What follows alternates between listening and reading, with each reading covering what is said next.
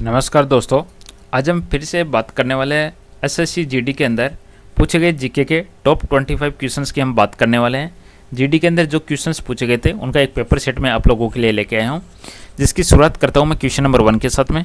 Question number 1 यहाँ पे है कि स्वतंत्रता के बाद यानी 1947 के बाद की बात हो रही है। भारत ने प्रथम प्रधानमंत्री जवाहरलाल नेहरू के किसके प्रभाव में 1951 में अपनी पहली पंचवर्षीय योजना लॉन्च की। तो इस क्वेश्चन का आपका करेक्ट आंसर बनेगा समाजवादी। तो स्वतंत्रता के बाद ये भारत के प्रथम प्रधानमंत्री जवाहरलाल नेहरू ने समाजवादी के प्रभाव में 1951 में पहली पंचवर्षीय योजना लॉन्च की थी।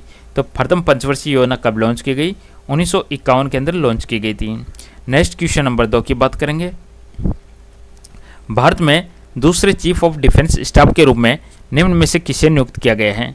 Second chief of defence staff की बात करेंगे तो इनका नाम है lieutenant general Anil Chauhan. Lieutenant general Anil Chauhan. First की बात करेंगे, first chief of defence staff कौन थे? तो यहाँ पे आपका आंसर बनेगा बिपिन रावत है, वो पहले चीफ ऑफ डिफेंस स्टाफ थे। दूसरे नंबर के जो चीफ ऑफ डिफेंस स्टाफ बने वह थे Anil Chauhan. Next question number 3 की बात करेंगे। सुप्रीम कोर्ट के किस पूर्व न्यायाधीश को आंध्र प्रदेश के राज्यपाल के रूप में नियुक्त किया गया? तो सुप्रीम कोर्ट के पूर्व न्यायाधीश जिनका नाम था एस अब्दुल नजीर है, इनको आंध्र प्रदेश के राज्यपाल के रूप में नियुक्त किया गया था। आंध्र प्रदेश और तेलंगाना की राजधानी हैदराबाद है। तेलंगाना आंध्र प्रदेश से अलग होता है 2 जून 2014 को। क्वेश्चन नंबर 4 है, संगीत नाटक अकादमी संगीत, नृत्य और नाटक के लिए भारत की एक राष्ट्रीय अकादमी है। इसे 1952 में तत्कालीन भारत सरकार के एक प्रस्ताव के द्वारा बनाया गया था, जिसके पहले अध्यक्ष डॉक्टर पीवी राजमनार थे। तो आप देखोगे क्वेश्चन में आपको बहुत सारे क्वेश्चंस देखने को मिलेंगे। यदि क्वेश्चन को अच्छे से रीड करोगे तो उसी के अंदर आपका रिवीजन होता रहेगा और हर क्वेश्चन अटेम्प्ट कर पाओगे। तो 1952 में शिक्षा मंत्रालय, तो इसकी स्थापना होती है 1952 के अंदर होती है। शिक्षा मंत्रालय है के एक प्रस्ताव के द्वारा बनाया गया था, जिसके पहले अध्यक्ष थे राजमनार, डॉक्टर पीवी राजमनार, किसके? संगीत नाटक अकादमी के। क्वेश्चन नंबर 5, दिए गए ऑप्शन में से भारतीय रिजर्व बैंक है, इसका कार्य बताइएगा। तो पहला है यहाँ पे मुद्रा जारी करना, मुद्रा बोले तो करेंसी है यानी रुपए नोट जारी करना।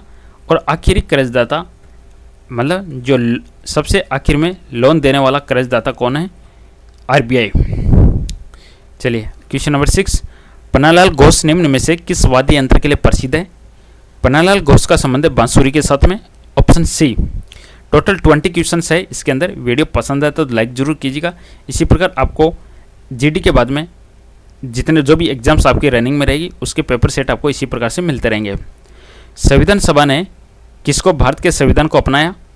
तो संविधान सभा ने 26 नवंबर 1949 को भारत के संविधान को अपनाया। देखिएगा लागू की बात नहीं हो रही यहाँ पे। संविधान सभा है उसने कब अपनाया? उसने 26 नवंबर 1949 को अपनाया। और लागू कब होता है? 26 जनवरी 1950 को लागू होता है। Question number 8, the loudness of sound is measured in which unit?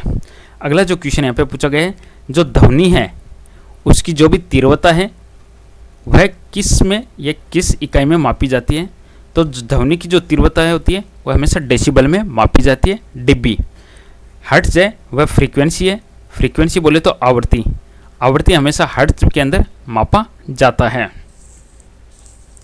चलिए अगला क्वेश्चन है, प्रसिद्ध पुस्तक अर्थशास्त्र हमें बताती है कि मौर्य काल के दौरान उत्तर पश्चिम कम्बलों और दक्षिणी भारत अपने सोने और कीमती पत्थरों के लिए महत्वपूर्ण था। तो इसमें ध्यान रखिएगा, दक्षिणी भारत है वह किसके लिए प्रसिद्ध था? वह सोने और कीमती पत्थरों के लिए था, गोल्ड के लिए और कीमती पत्थर के लिए था।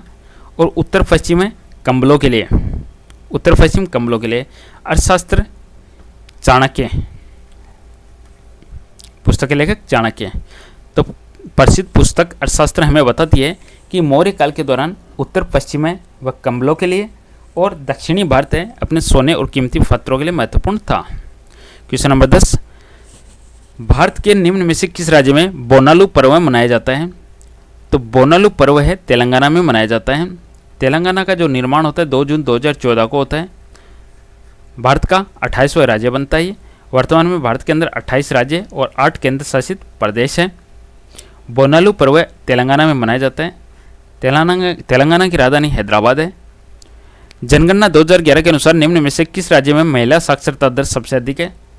केरल है, उसके अंदर महिला साक्षरता दर सबसे अधिक है। क्वेश्चन नंबर 12 है, अमृतसर की संधि पर किस वर्ष हस्ताक्षर किए गए थे? अमृतसर की संधि पर 1809 में हस्ताक्षर किए गए थे। 1809 में। अमृतसर कहाँ पे? पंजाब में है। जलियांवाला बाग हत्याकांड होता है वहीं पे। क्वेश्चन है, हर वर्ष अगस्त के दूसरे शनिवार को अल्लाह पूजा के पास आयोजित की जाने वाली नेहरू ट्रॉफी प्रतियोगिता किस श्रेणी में सबसे अधिक प्रतिस्पर्धी और लोकप्रिय है? तो यह है नौका दौड़ में। ये कहाँ पे आयोजित होती है? अल्लाह पूजा में के पास आयोजित होती है। प्रतियोगिता का नाम है नेहरू ट्रॉफी प्रतियोगिता। चलिए अगला क्वेश्चन देखते हैं। क्वेश्चन नंबर 14, किस शब्द का संबंध क्रिकेट से नहीं है? तो यहाँ पे दोनों के दोनों संबंध है, इनका क्रिकेट से नहीं है। ईगल और बास्केट दोनों ही क्रिकेट के शब्द नहीं है।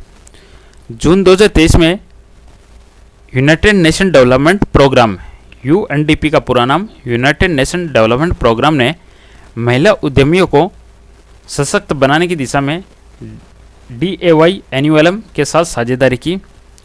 यहाँ पे UNGA का पूरा नाम है united nation general assembly.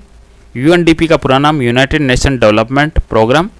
WHO world health organisation. UNESCO का पूरा नाम है united nation education scientific culture organisation.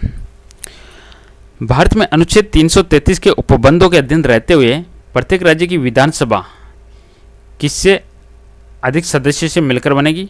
500। अनुच्छेद 333 के उपबंधों के अधीन रहते हुए प्रत्येक राज्य की विधानसभा 500 से अनधिक सदस्यों से मिलकर बनेगी। क्वेश्चन नेक्स्ट है, भारतीय खिलाड़ी लिएंडर पेस कौन सा खेल खेलते हैं? लिएंडर पेस का संबंध है लॉन टेनिस से। महेश भूपति का संबंध लॉन टेनिस से। सानिया मिर्जा का संबंध है लॉन टेनिस से। भारत सरकार द्वारा आयोजित सामाजिक आर्थिक और जाति जनगणना सोशल इकोनॉमिक कास्ट सेंसस 2011 में अभावों को मापने के लिए कौन सा एक मानदंड नहीं है? तो यहाँ पे आंसर बनेगा ऑप्शन डी, ऐसे परिवार जिनमें 15 से 59 आयु वर्ग की कोई वयस्क महिला नहीं है, ऐसा कोई इसके अंदर मानदंड नहीं है। तो सोशल इकोनॉमिक कास्ट सेंसस है, इसका मापने में क्या है? ऐसा घर जिनमें केवल एक कमरा है और कोई ठोस दीवार या छत नहीं है, दिव्यांग सदस्यों वाले परिवार, ऐसे परिवार जिनमें कोई सक्षम सदस्य नहीं है। क्वेश्चन नंबर 19, सरकार को सलाह देने के लिए नीति आयोग नामक एक जिसकी स्थापना 2015 में की गई थी। नीति आयोग एक थिंक टैंक ग्रुप है जिसको हम हिंदी में बोलेंगे नीति विचारक समूह है। Think tank group. Next question है, निम्न में से उत्तर प्रदेश के इंडो फारसी नृत्य शैली का नाम बताइए। तो उत्तर प्रदेश की जो इंडो फारसी नृत्य शैली है वह है कथक। आगे मैथ सेशन स्टार्ट हो जाता है। तो ये थे 20 क्वेश्चंस जो SSC GD एग्जाम में पूछे गए थे 2025 में। पसंद आए लाइक कीजिएगा, चैनल को सब्सक्राइब कीजिएगा। बहुत बहुत धन्यवाद, थैंक यू। फिर मिलेंगे नए टॉपिक के साथ में।